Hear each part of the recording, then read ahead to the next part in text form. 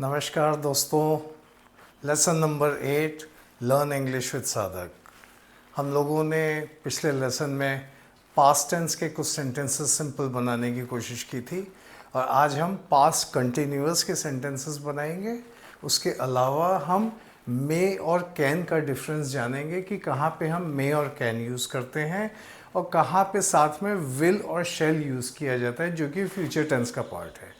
तो last time हमने जो किया था वो पास्ट टेंस किया था। आज हम थोड़ा सा फ्यूचर टेंस करेंगे और साथ में मे और can which is present tense, उसके बारे में जानेंगे। ठीक है, तो शुरू करते हैं lesson number 8 learn English with साधक। कायदे से मुझे पास्ट कॉन्टिन्यूअस को पिछले लेसन में ख़त्म कर देना चाहिए था, बट देन लेसन थोड़ा लंबा हो रहा था। आई थॉट कि नेक्स्ट टाइम कंप्लीट करेंगे, तो आज मैं कर रहा हूँ, for which I am sorry. Again I am saying sorry बहुत बड़ा शब्द है, बहुत सी प्रॉब्लम्स उससे सॉल्व हो जाती हैं। सॉरी कहने की आदत डाल दीजिए, आपकी लाइफ बहुत सिंपल हो जाएगी। शुरू करते हैं। Past continuous. Past continuous sentences जब हम बनाते हैं तो उसमें हम लोगों ने प्रेजेंट टेंस में क्या सीखा था? प्रेजेंट कंटिन्यूअस में I am living, I am going, I am coming. ठीक है, इस तरह के सेंटेंसेस बनाए थे हम लोगों ने। मैं आ रहा हूँ, जो एक्टिविटी अभी नाउ में हो रही है, लेकिन हम जब उसी के बारे में पास्ट में बात करते हैं तो हम कई बार उसको पास्ट में बात करने के लिए बस एम की जगह जो है वॉज यूज़ कर लेते हैं, सॉरी वर यूज़ कर लेते हैं, आई वर। तो जैसे ट्रैवल है, ठीक है, तो ट्रैवल यानी हम यात्रा कर रहे हैं। ठीक है, तो आई वर ट्रैवलिंग। किसी ने पूछा वो बहुत दिनों से दिखे नहीं, वे वर यू, तो मैं क्या जवाब दूंगा? आई वर ट्रैवलिंग। ठीक है, वॉज नहीं होता है, आई के साथ वर होता है। ये बहुत लोग गलतियां करते हैं, जिसका आप ध्यान रखिए।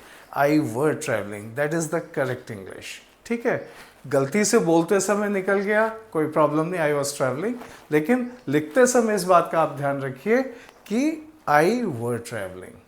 अब दूसरी बात इसमें, जब कोई दूसरे के बारे में आप बात करते हैं, सेकंड पर्सन यानी यू, ठीक है, अरे बहुत दिनों से दिखे नहीं, यू वर ट्रैवलिंग, नहीं, ये बोलने का तरीका you were travelling with A question mark. Correct sentence would be were you travelling. तो जब आप अपने बारे में बात कर रहे हैं तो आप बता रहे हैं, तो आई वर ट्रैवलिंग। बट जब आप दूसरे के बारे में पूछ रहे हैं तो were you travelling, you were travelling करके क्वेश्चन मार्क का एक एक्सप्रेशन नहीं देंगे।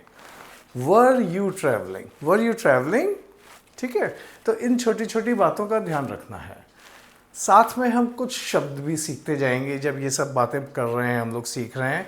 मैंने जैसे अभी ट्रैवल का यूज़ किया कि ट्रैवल शब्द यानी कि हम लोग ट्रैवल कर रहे हैं, यात्रा कर रहे हैं।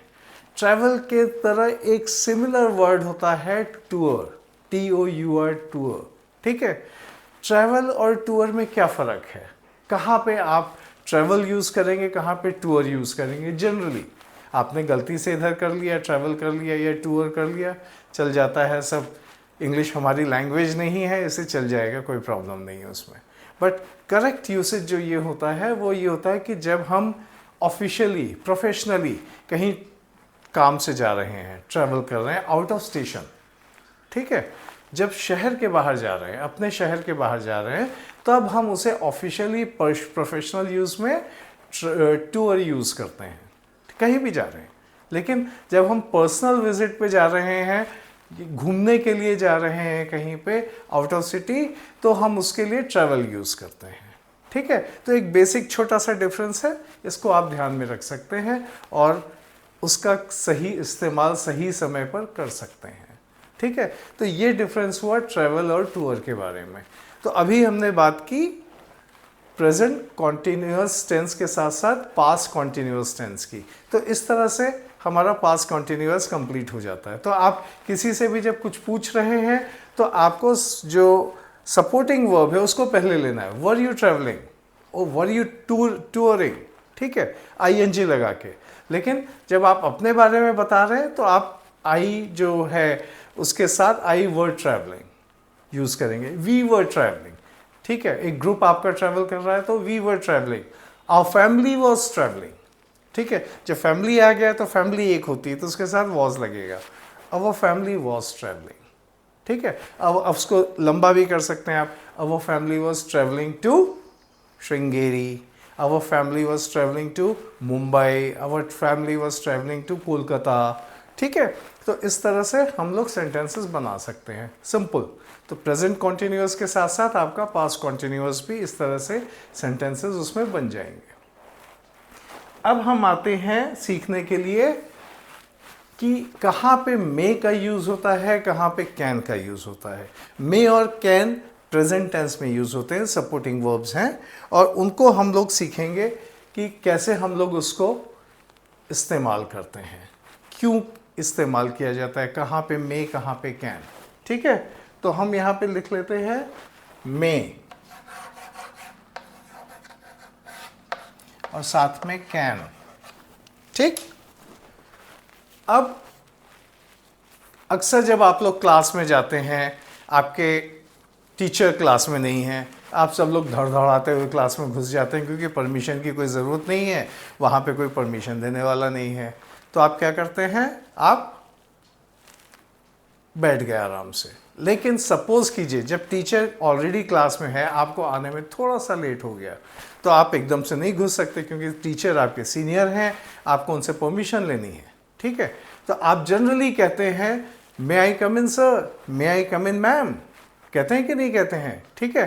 तो आप परमिशन सीख कर रहे हैं। तो वहाँ पे जब आप किसी की परमिशन सीख कर रहे हैं और आपको ये नहीं मालूम है कि आपको परमिशन मिलेगी अंदर आने की कि नहीं मिलेगी, श्योरिटी नहीं है बेसिकली, जहाँ श्योरिटी नहीं है वहाँ पे मे यूज़ किया जाएगा और मे पहले आएगा क्योंकि आप परमिशन सीख कर रहे हैं।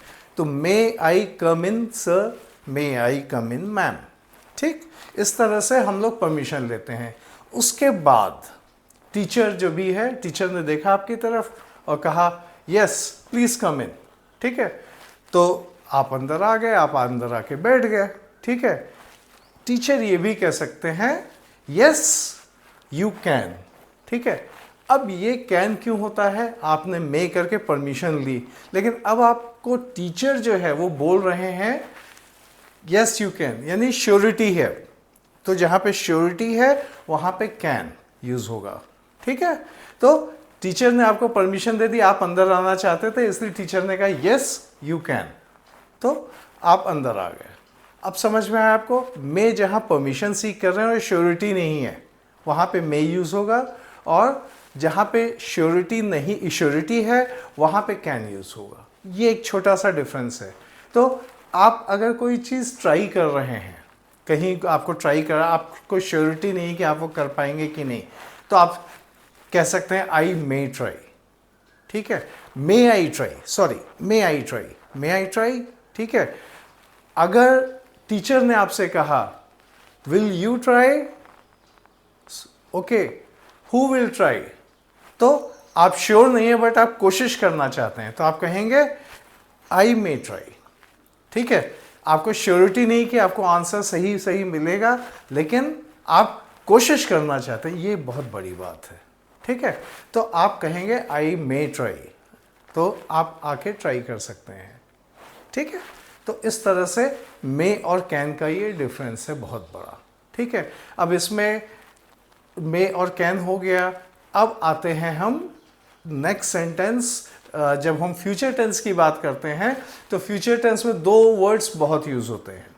दो वर्ड्स क्या है वो, विल और शैल। जो चीज मे और कैन में है वही चीज विल और शैल में है, ठीक है। तो आई विल, आई शैल, ठीक है। विल वहां यूज होता है जहां पे श्योरिटी नहीं है, क्योंकि फ्यूचर क्या होगा, फ्यूचर के बारे में सब कुछ नहीं जाना जा सकता, ठीक है। लेकिन आपको श्योरिटी नहीं है पूरी तरह से, वहां पे विल यूज होगा। और जहां पे श्योरिटी है वहां पे, जैसे आपको कोई क्वेश्चन का आंसर मालूम है तो आपसे कहा गया, टीचर ने कहा विल यू ट्राई, ठीक है, आपसे कहा विल यू ट्राई, तो आपने कहा यस आई शैल ट्राई, ठीक है, आई शैल डू इट, ठीक है, तो इसका मतलब आपको आंसर आता है तब आप यूज़ कर रहे हैं आई शेल डू इट। आप शेल यूज़ करेंगे अपने लिए, क्योंकि आपको श्योरिटी आपके बारे में है, औरों के बारे में नहीं है। ठीक है, तो इसलिए आप आई या वी के साथ आई शेल डू इट कहेंगे। We shall do it as a group, we shall do it, right. तो वहाँ पे यूज़ होगा। लेकिन अगर आपको श्योरिटी नहीं है तो वहाँ पे आप यूज़ करेंगे I will do it, I will try to do it. Okay, so ये डिफरेंस है विल और शैल का फ्यूचर टेंस में, राइट। तो अब लेते हैं कुछ वर्ड्स इनके एग्जाम्पल्स के साथ साथ। तो जैसे एग्जाम्पल हम लेते हैं, एक हमने अभी लिया था मे और कैन, उसके साथ हमने आपको बताया विल और शैल। ठीक, अब वर्ड्स ले लेते हैं। मैंने आपको ट्रेवल और टूर का डिफरेंस बताया। आगे बताते हैं इन्हीं इनको यूज करते हुए वॉच, सी और लुक। जैसे ये है वॉच,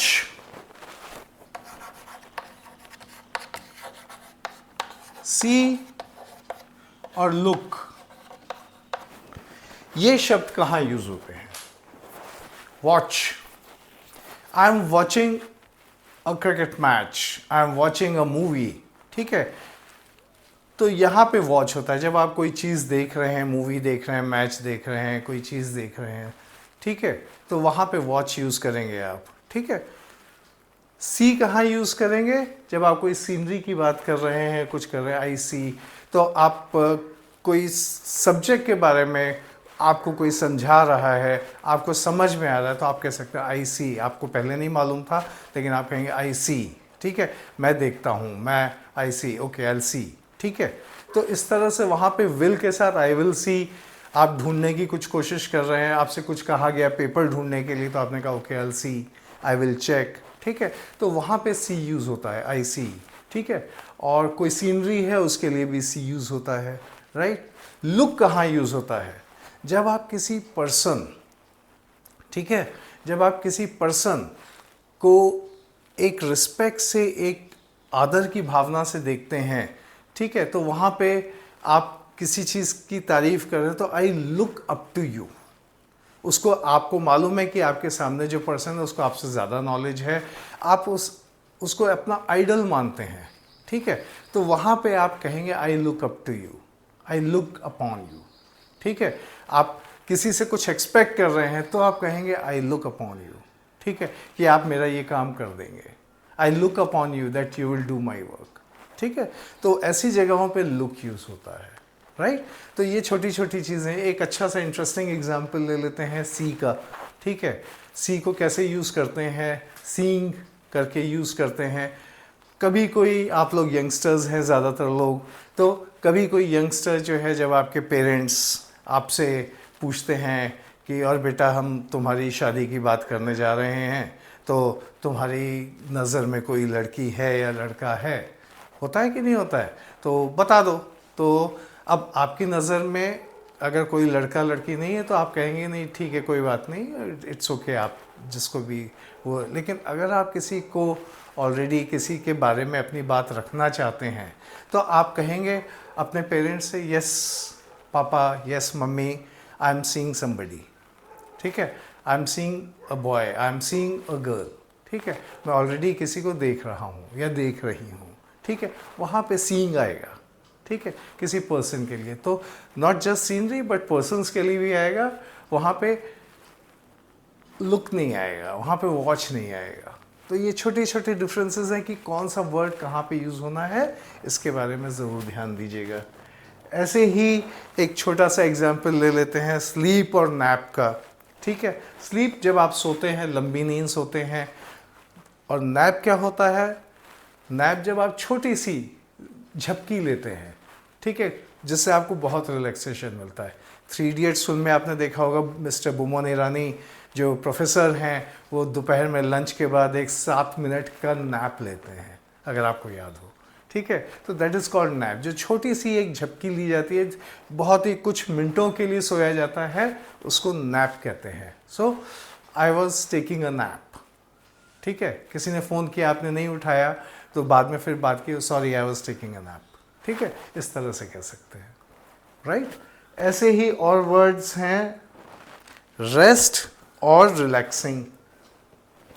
रेस्ट, जब आप रेस्ट कर रहे हैं, ठीक है, और अपनी पूरी बॉडी को आपने रेस्ट कर रखा है, आप लेटे हुए हैं, आप बैठे बैठे या कहीं पे जस्ट काम करते करते थक गए हैं तो जस्ट 5-10 मिनट का ब्रेक ले रहे हैं, ठीक है, और बैठ के अपना चेयर के ऊपर आराम से इधर उधर देख रहे हैं, थोड़ा माइंड डाइवर्ट कर रहे हैं, तो आई एम रिलैक्सिंग, ठीक है। और रेस्ट तो आपको मालूम ही है कि रेस्ट करते हैं, लेटते हैं, अपना आराम से कुछ नहीं कर रहे हैं, सोच रहे हैं, कोई एक्टिविटी नहीं है उस समय, right.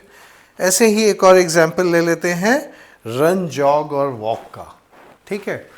I am running, right, मैं दौड़ रहा हूँ, रन मतलब दौड़ना, जॉग का मतलब ब्रिस्क वॉकिंग, यानी जब आप तेजी तेजी से चल रहे हैं ऐसे करके, ठीक है, ऐसे करके, दिस इज कॉल्ड जॉगिंग। और running is, this is called running. और वॉकिंग, ठीक है। तो ये डिफरेंस है रनिंग, जॉगिंग और वॉकिंग में, ठीक है। तो जहां पे भी जैसी सिचुएशन हो आप उसके हिसाब से इन सब वर्ड्स को यूज कर सकते हैं, राइट।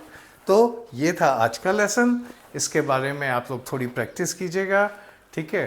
पास्ट कंटिन्यूअस के सेंटेंसेस आप लोगों ने बनाए, उसके अलावा मे और कैन, विल और शैल का डिफरेंस सीखा, और उसके अलावा कुछ वर्ड्स जिनके डिफरेंसेस क्या क्या होते हैं उसके बारे में जाना, राइट। तो आज लेसन नंबर 8 को हम यहीं ख़त्म करते हैं। जस्ट कीप ऑन प्रैक्टिसिंग, थोड़ा थोड़ा। अब आप लोगों के 8 लेसन्स हो चुके हैं, तो थोड़ा थोड़ा कोशिश करते रहिए, बोलते रहिए एक दूसरे फ्रेंड से जिसको इंग्लिश सीखने में इंटरेस्ट है, आप लोगों की इंग्लिश इंप्रूव होगी। Have a nice day.